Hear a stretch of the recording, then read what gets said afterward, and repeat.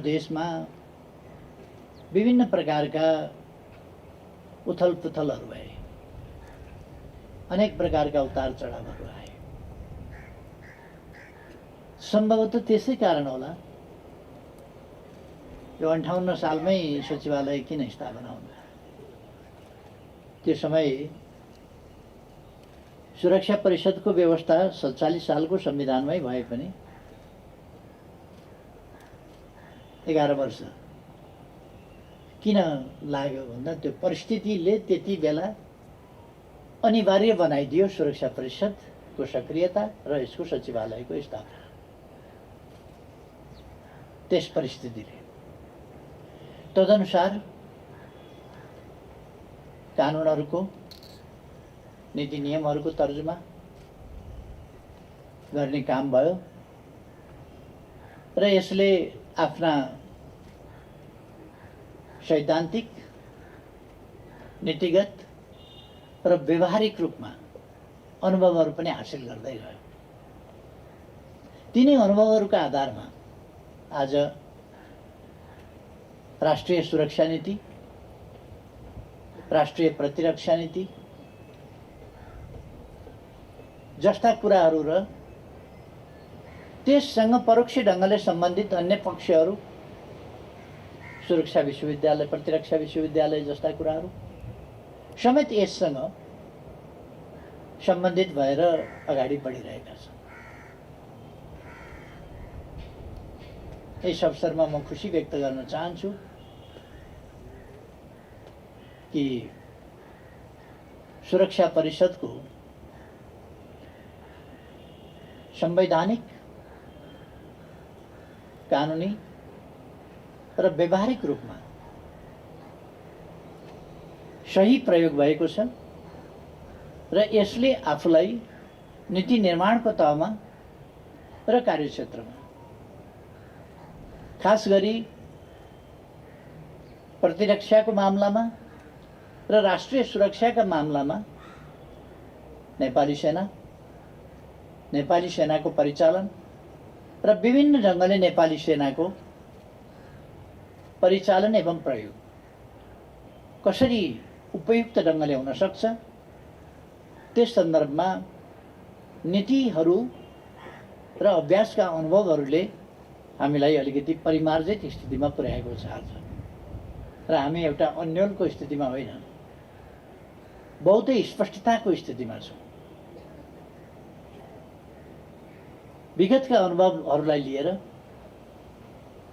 आज हामी अझ स्पष्टताका साथ अगाडि बढ्न जरुरी छ। आजको दुनियाँ पनि आज विश्वमा एक ढङ्गले भन्ने हो भने तुलनात्मक रूपमा शान्तिको स्थिति नै छ भन्नुपर्छ। तर प्रतिरक्षा सम्बन्धी, सुरक्षा सम्बन्धी वा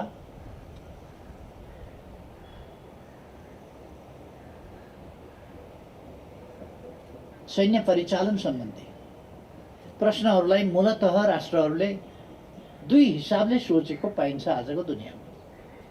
एउटा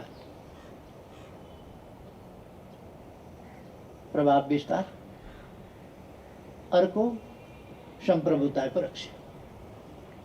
हामी प्रभाव विस्तारको पक्षमा होइन, हामी न्यायोचित सम्प्रभुताको रक्षा र शान्ति सुरक्षाको पक्षमा छौँ। ठुलो होस् कि सानो, बलियो होस् कि कमजोर, सबैले आफ्नो अनुचित ढङ्गले प्रभाव विस्तारमा होइन, न्यायोचित हकको रक्षामा सैन्य शक्तिको प्रयोग गर्नुपर्दछ भन्ने हामी ठान्दछौँ। कहीँ पनि अन्यथा ढङ्गले प्रयोग गरिनौँ, त्यो उचित हुँदै होइन।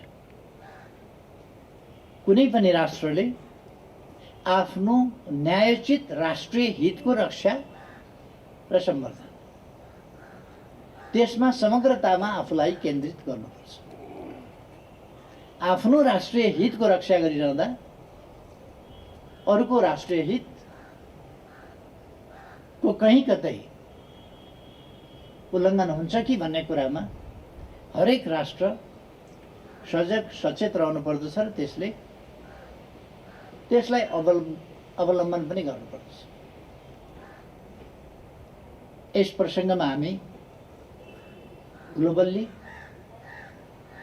र सर्वकालिक ढङ्गले सही सिद्धान्तमा छौँ, सही नीतिमा छौँ र सही व्यवहारमा छौँ। जुनसुकै समयमा पनि, आज मात्रै होइन भोलिसम्म पनि, र जुनसुकै इन्टरनेसनल फोरममा गएर पनि हामी हाम्रा कुरा यिनै राख्न सक्दछौँ बेहिचक, शक्तिको आडमा होइन, सत्यको आडमा। र हामी हाम्रो प्रतिरक्षा र हाम्रो सुरक्षा सबै कुरालाई शक्तिको आडमा होइन, न्यायको आडमा, सत्यको आडमा स्थापित गर्न चाहन्छौँ र गर्छौँ। त्यसै हिसाबले हाम्रो प्रतिरक्षा नीति, राष्ट्रिय सुरक्षा नीति र यिनको कार्यान्वयनका विभिन्न अन्य सहयोगी पक्षहरू र हाम्रो समग्र राष्ट्रिय सामर्थ्यको परिचालन, हाम्रो समग्र राष्ट्रिय क्षमताको परिचालन, यसभित्र सेना मात्रै पर्दैन, सबै राष्ट्रका सम्पूर्ण अङ्ग र अवयवहरू पर्दछ। खास गरी सुरक्षा परिषदको काम नेपाली सेनाको समुचित प्रयोग,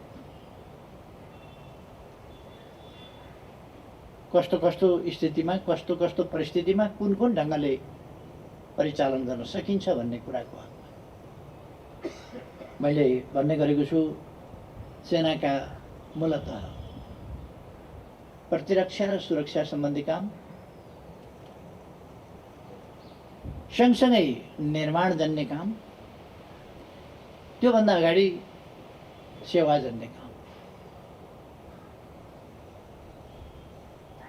रेस्क्यु अपरेसनहरू, उद्धार कार्य, सहुलियत पुर्याउने कार्य, शिविरहरू राखेर स्वास्थ्य सेवा उपलब्ध गराउने कुरा, स्वास्थ्य परीक्षण गर्ने कुरा, अथवा अप्ठ्यारो परेका बेला सबभन्दा पहिले असहज र अप्ठ्यारो स्थितिमा परेका नागरिकको उद्धारका लागि पुग्नुपर्ने कुरादेखि लिएर जहाँ बाटो अप्ठ्यारो हुन्छ, जहाँ पहरो हुन्छ, त्यहाँ सेना गएर पहरोसँग भेट्छ र सेनाले छुटाइदिन्छ। हामीले अप्ठ्यारो बाटो जति सेनालाई सुम्पिने गरेका छौँ, किनभने सेना मात्रै पहरासँग टकराउन सजिलोसँग सक्दो रहेछ, अरूलाई अलिक गाह्रो हुँदो रहेछ टकराउन। त्यसकारण यो यस्ता तिनै प्रकृतिका काम, सुरक्षा सम्बन्धी प्रकृतिको काम, सेवा सम्बन्धी प्रकृतिको काम र निर्माण सम्बन्धी प्रकृतिका काम, तीनवटै कामहरूलाई कसरी समुचित ढङ्गले र व्यवस्थित ढङ्गले अगाडि लान सक्छ, त्यस कुरालाई सुरक्षा परिषदले व्यवस्था गर्छ। र त्यस सुरक्षा परिषदको कामको होमवर्क पृष्ठभागमा बस्छ। सेक्रेटारियल वर्क, प्रिपरेसन, रिसर्च, अरू एनालिसिस, यी सबै काम गरेर एउटा र मेटेरियल्स खोजेर विभिन्नतिर घुमेर मौरीले चुच्चामा कुन कुन फुलको ल्याउँछ, केबाट ल्याउँछ, तर ल्याएर एक ठाउँ जम्मा गर्छ र मह बनाउँछ। सेक्रेटारिएटले त्यस्तै गर्छ, कहाँ कहाँबाट रिसर्च गर्छ, कहाँ कहाँबाट खोजेर ल्याउँछ, के सूचनाहरू सङ्कलन गर्छ, के विश्लेषण गर्छ र उसले एउटा रेडिमेड पोलिसीको रूपमा चाहिँ सुरक्षा परिषदलाई एउटा तयारी सामग्रीको रूपमा प्रस्तुत गर्छ। त्यसकारण म आज यस विशेष दिनमा, यस विशेष स्थापना दिवसको सन्दर्भमा यस सचिवालयलाई हार्दिक धन्यवाद भन्न चाहन्छु र यो सफलताका लागि म बधाई भन्न चाहन्छु। आगामी दिनका लागि अझ राम्रा सूचनाको सङ्कलनमा एक्युरेसी, भेरिफाइड इन्फर्मेसन्स, एक्युरेट इन्फर्मेसनको कलेक्सन, तिनको एनालिसिस र ती एनालिसिसबाट निर्धारण भएको वास्तविक अवस्थाको बिम्ब चित्रण, त्यसको जानकारी र त्यस वास्तविक स्थितिमा चाल्नुपर्ने, लिनुपर्ने नीति र चाल्नुपर्ने कदम, यसको सम्बन्धमा सेक्रेटारिएटले धेरै महत्त्वपूर्ण योगदान गरेको छ र सुरक्षा परिषदलाई सहज बनेको छ। सही जानकारी, प्रशोधित वस्तुहरू र त्यो प्रशोधित अवस्थाको विश्लेषण र त्यसका निष्कर्षहरूबाट अगाडि बढ्ने त्यो अनुकूलता सहज ढङ्गले प्राप्त भएको छ।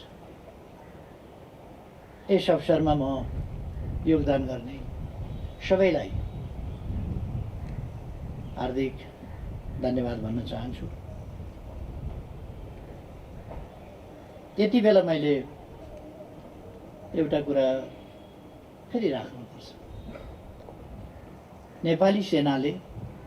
नेपाली सेनाको आफ्नो गौरवपूर्ण इतिहास छ। राष्ट्र निर्माणमा, राष्ट्रको सुरक्षामा, राष्ट्रिय प्रतिरक्षामा महत्त्वपूर्ण योगदान छ र गौरवपूर्ण इतिहास छ। अन्तर्राष्ट्रिय क्षेत्रमा शान्ति स्थापनाका लागि, अरूले खलबल्याएको शान्ति पुनर्स्थापना गरिदिनका लागि नेपाली सेनाले महत्त्वपूर्ण भूमिका खेलेको छ। आफ्नो जीवन खतरामा राखेर अन्यत्रै गएर शान्तिका लागि, अरूले खलबल्याएको शान्ति पुनर्स्थापना गरिदिने वा बढी बिग्रिन नदिने वा त्यहाँ बढी क्याजुअल्टी हुन नदिने, त्यस काममा आफूलाई जोखिममा राखेर योगदान गरेको छ र यसरी अन्तर्राष्ट्रिय क्षेत्रमा पनि ख्याति कमाएको छ। राष्ट्रिय क्षेत्रमा पनि नेपाली सेना एउटा विश्वसनीय, भरपर्दो प्रतिरक्षा र सुरक्षाको एउटा निकाय हो र यसका काम तदनुसारका छन्। यसले सेवाका क्षेत्र र निर्माणका क्षेत्रमा पनि त्यस्तै गरी जनताका मन छुने असाधारण काम गरेको छ।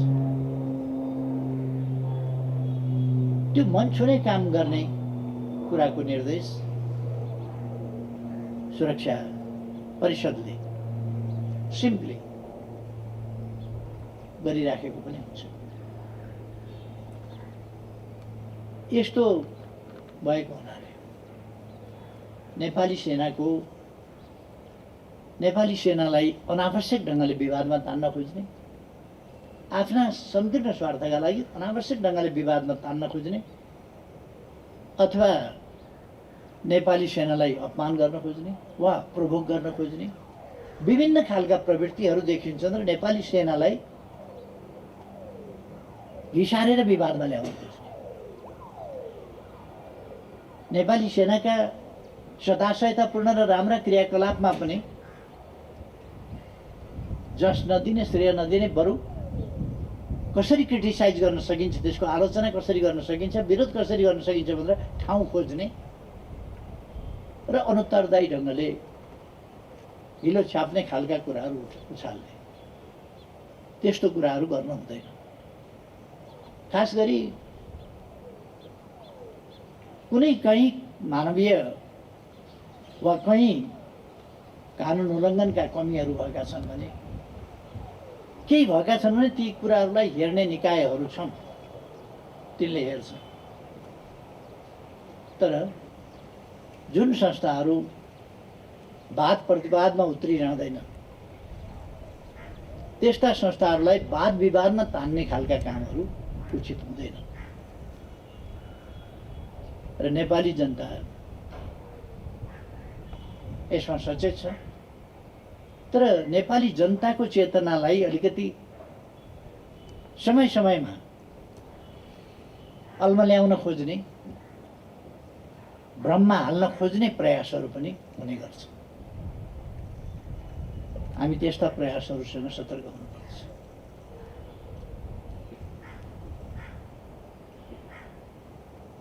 सार्वभौम सत्ता नेपाली जनतामा छ।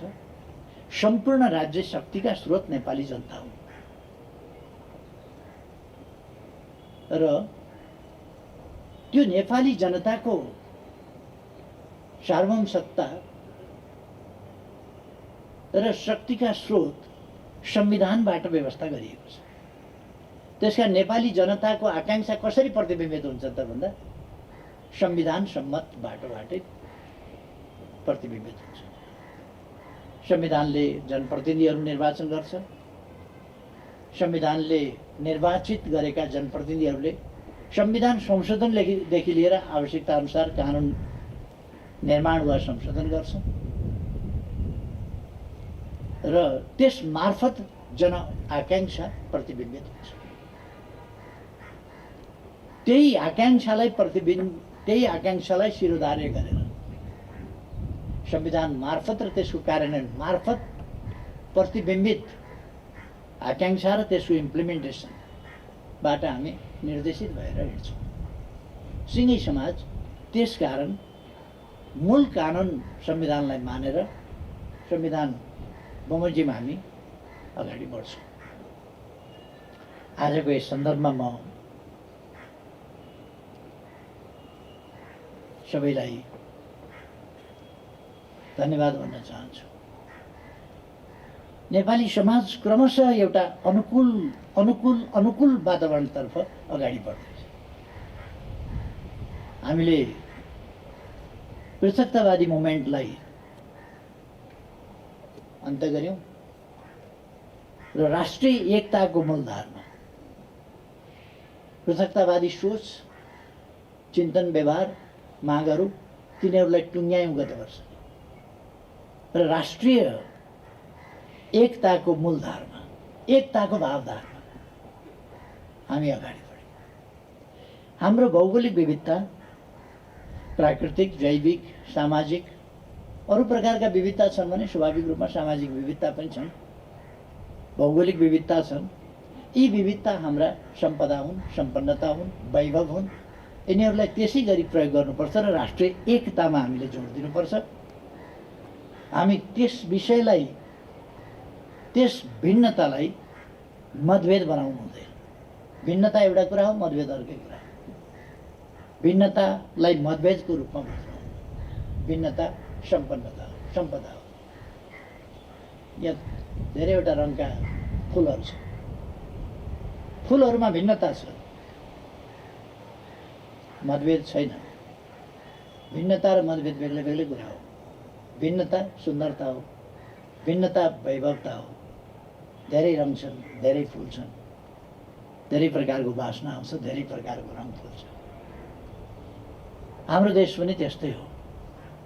हामी यस दिशामा राष्ट्रिय एकताको भावधारामा गएका छौँ र अब नेपालबाट हिंसा पनि, आन्तरिक हिंसा पनि टुङ्गिएको छ। भर्खरै हामीले हिंसाको बाटो लिएको समूहलाई पनि आफ्नो त्यो बैठक बाटो छोडेर शान्तिपूर्ण राजनीतिको मूलधारमा फर्किने एउटा वातावरण दियौँ पनि र प्रेरणा हौसला पनि दियौँ त्यसमा फर्किनका लागि, सम्झायौँ पनि र उहाँहरू पनि आउनुभएको छ। म उहाँहरूलाई धन्यवाद दिन चाहन्छु। अब हिंसा पनि, विखण्डनवादको पनि अन्त्य, हिंसाको पनि अन्त्य। यसरी हामी एउटा राष्ट्रिय एकताको शान्तिपूर्ण नयाँ उचाइ र युगमा प्रवेश गरेका छौँ। अब पूर्ण रूपमा फेरि फेरि प्रवेश गरेका छौँ शान्तिपूर्ण युगमा सम्पूर्ण रूपमा। केही दिन अगाडिसम्म एउटा पक्ष हिंसामा थियो, तर अब शान्तिपूर्ण बाटोमा त्यो आइसकेको छ। यी हाम्रा प्रयासहरूको प्रतिफल हो। यसमा अवश्य नै सुरक्षा परिषदका नीतिहरू, यसका नीति एकहोरो अगाडि बढ्ने मात्रै छैन। सुरक्षा परिषद भनेको लड्न भिड्न मात्रै होइन, मिलाउन पनि जान्दछ। यसले शान्ति स्थापना गर्ने हो। लडेर भिडेर मात्रै शान्ति स्थापना हुन्छ होइन, लडेर भिडेर भन्दा नलडेर शान्ति स्थापना हुन्छ। कहिलेकाहीँ वार्ताबाट हामीले शान्ति स्थापना गरेका छौँ, राष्ट्रिय एकता कायम गरेका छौँ, भिडन्तबाट होइन, वार्ताबाट। जे होस् यो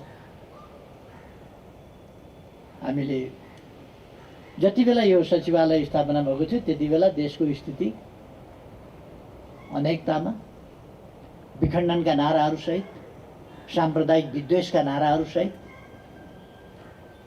हिंसाको झन्झन बढ्दो, दिनै पछि बढ्दो, बाढी आउने बेलामा नदी बढ्दै जान्छ बढ्दै जान्छ बढ्दै जान्छ नि त्यस्तै बाढी बढ्दो थियो हिंसा। आज 20औं स्थापना दिवस मनाइरहँदा सबै शान्त र साम्य भएको स्थितिमा हामी पुगेका छौँ। यो खुसीको कुरा। यो सबै हामी नेपालीहरूका लागि खुसीको कुरा हो। र यसमा मैले अस्ति पनि भने कि यो कसैको पराजय, कसैको विजय होइन, सबैको विजय हो। हामीले एउटा उपलब्धि हासिल गरेका छौँ। यस सन्दर्भमा हाम्रा नीतिहरू, हाम्रा प्रयासहरू अवश्य सफल भएका छन्। यति बेला म यी सबै प्रयास र यो उपलब्धिहरूका लागि सबै महानुभावहरूलाई बधाई भन्न चाहन्छु, धन्यवाद भन्न चाहन्छु तपाईँहरूको समर्थन र योगदानका लागि, तपाईँहरूको साथ र सहयोगका लागि। र शुभकामना भन्न चाहन्छु कि अब नेपालमा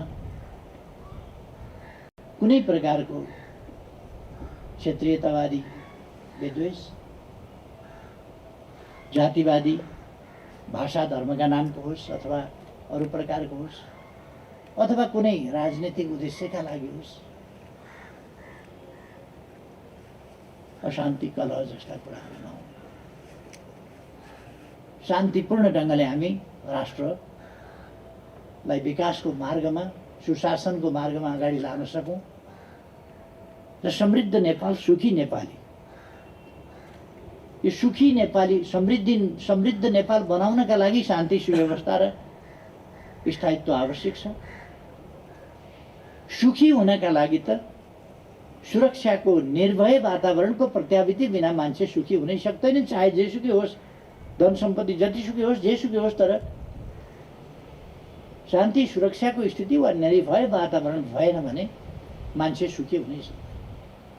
त्यसकारण हाम्रा सृष्टिदेखि नै मानव जातिले चाहेको सुख, हाम्रा पूर्वजहरूले भनेको मानवीय चाहनाको अन्तिम निष्कर्ष सुख, त्यो प्राप्त गर्ने सम्भावनाको ढोका हामीले खोलेका छौँ। अब विकासको ढोका खोलेका छौँ, सुशासनको ढोका खोलेका छौँ, शान्तिको ढोका खोलेका छौँ, राष्ट्रिय एकताको ढोका खोलेका छौँ र यी कुराहरू हामीले प्राप्त गर्दै अगाडि बढेका छौँ।